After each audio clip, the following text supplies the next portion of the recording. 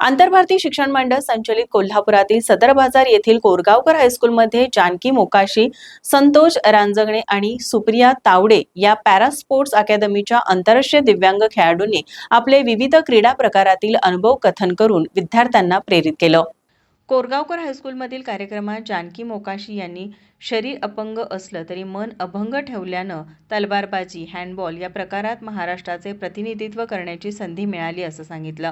सुप्रिया तावडे यांनी कृत्रिम पायानिशी खेळून ॲथलेटिक्स प्रकारात सुयश संपादन केल्याचं सांगितलं। संतोष रांजगणे यांनी व्हीलचेअर क्रिकेट या क्रीडा प्रकारात भारतीय संघात स्थान मिळाल्याचं आयुष्याचं सोनं करता आलं असं प्रतिपादन केलं। प्रारंभी जानकी मोकाशी यांच्या हस्ते क्रीडाज्योत प्रज्वलित करून मेजर ध्यानचंद यांच्या प्रतिमेस पुष्पहार अर्पण करण्यात आला। क्रीडा शिक्षक सदाशिव हाटवळ यांनी राष्ट्रीय क्रीडा दिनाची संकल्पना विशद केली। सई गवळी, सलीम मनियार यांनी मनोगत व्यक्त केलं। पर्यवेक्षिका सुरेखा पवार यांनी आभार मानले। संतोष रांजगणे यांनी घेतलेल्या क्रीडा प्रश्नावलीस विद्यार्थ्यांचा भरघोस प्रतिसाद मिळाला। शीतल गणेशाचार्य, निवेदिता पवार, विद्या बाचनकर, तृप्ती रावराणे आदी उपस्थित होते।